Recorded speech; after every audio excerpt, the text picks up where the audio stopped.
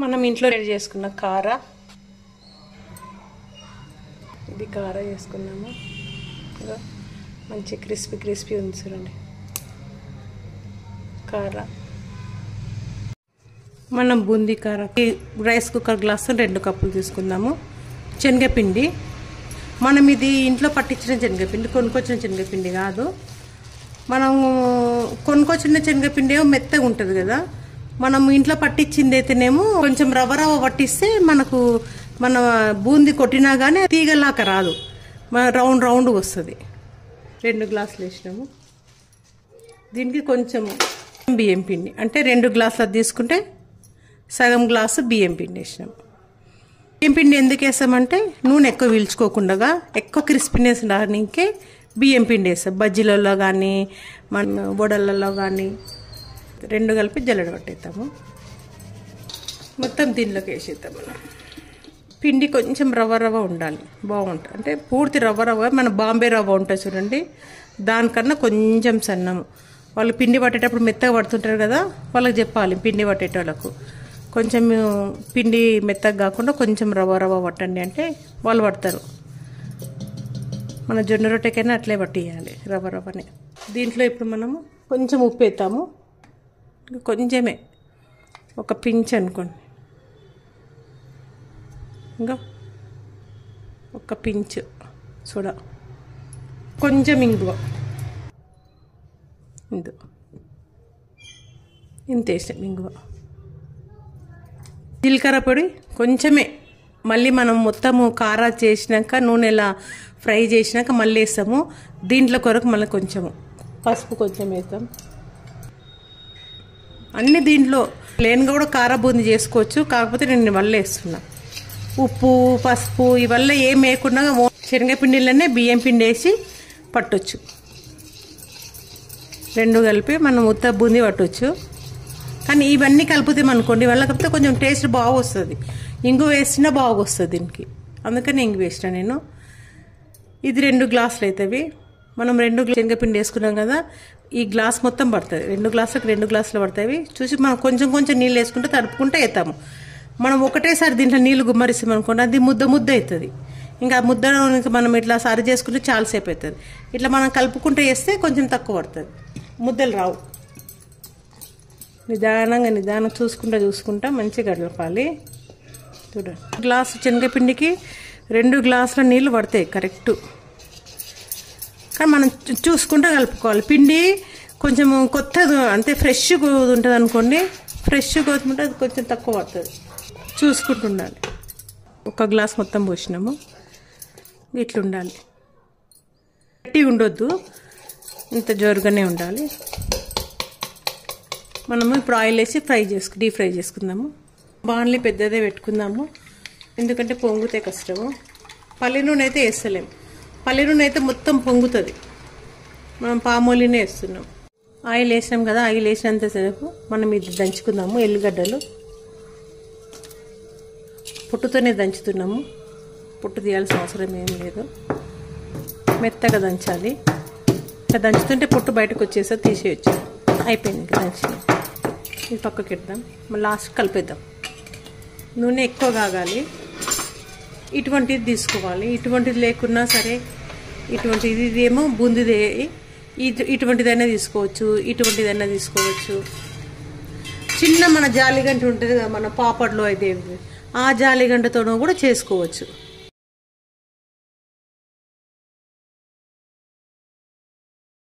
ఇలా వస్తుంది.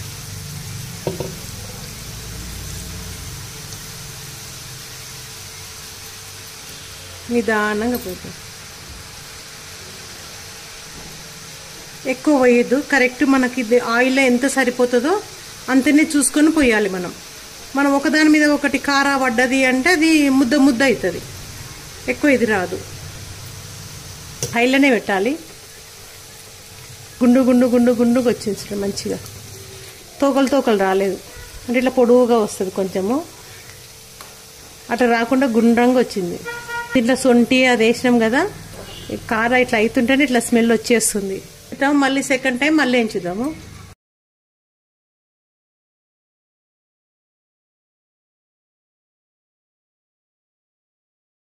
టన్ తీసినాం కదా, ఇది మళ్ళీ ఇప్పుడు సెకండ్ ట్రిప్ వేస్తాం కదా, సెకండ్ ట్రిప్ వేసినప్పుడు అప్పుడు మళ్ళీ వేద్దాం.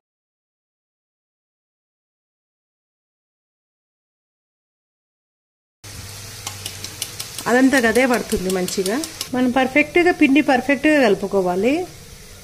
పిండి కొంచెం నీళ్ళు ఎక్కువైంది అనుకోండి ఇంకా జోరుగా అయిపోతుంది.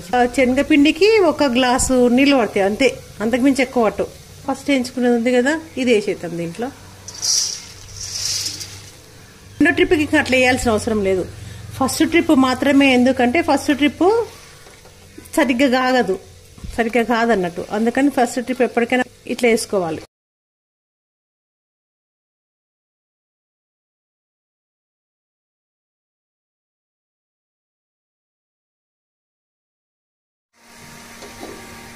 అయిపోయింది, లాస్ట్ పెట్టేస్తాం. అట్లా నూనె ఉన్నా కానీ దీంట్లోనే కారిపోతుంది.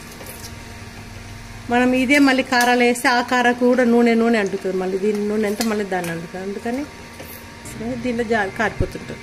దీంట్లోనే ఇట్లా దులిపి వేసాం. మిగిలిన దీనిలో ఉన్నా కానీ ఈ జాలీలోకి వెళ్ళిపోతుంది కిందికి. అయిపోయి నీళ్ళు వేయించుకున్నాం. పొట్టు మొత్తం చిట్లింది, అయినవి. ఇవి మనం కరివేపాకు వేసుకుందాం. కరివేపాకు దీంట్లో అన్ని అటుకులు అవి కూడా వేసి చేసుకోవచ్చు. అది చుడువ పెసరపప్పు అది తర్వాత వీడియోలో చేసి చూపిస్తా. ఇప్పుడు ఓన్లీ కారకాడికే. ఇది వేడి మీద ఉన్న విషయం కదా, ఇది కొంచెం ఉప్పు వేద్దాము.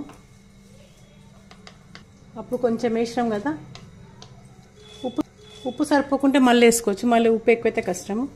ఉప్పు, కారం పెద్ద సగం వేసిన, జీలకర్ర పొడి ఇప్పుడు కొంచెం ఎక్కువ వేద్దాం. జీలకర్ర పొడి ఇంతే.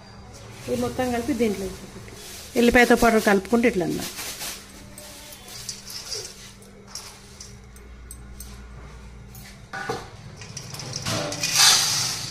అంతా కలుపుతాం. అలాగైనాక కలిపితే ఉప్పు కారం పట్టదు, వేడిగా ఉన్నప్పుడే కలపాలి. కొంచెం ఉప్పు కారం చూసి మళ్ళీ వేసుకుందాము. ఇంకా వేయాలి.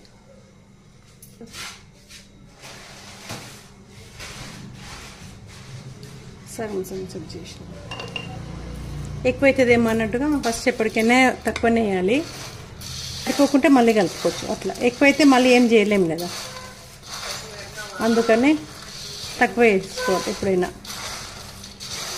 చేత్తోనే కలుపుతాం మెల్లగా. నాకు అంత అంటించుడు. ఇప్పుడు చూద్దాం మళ్ళీ.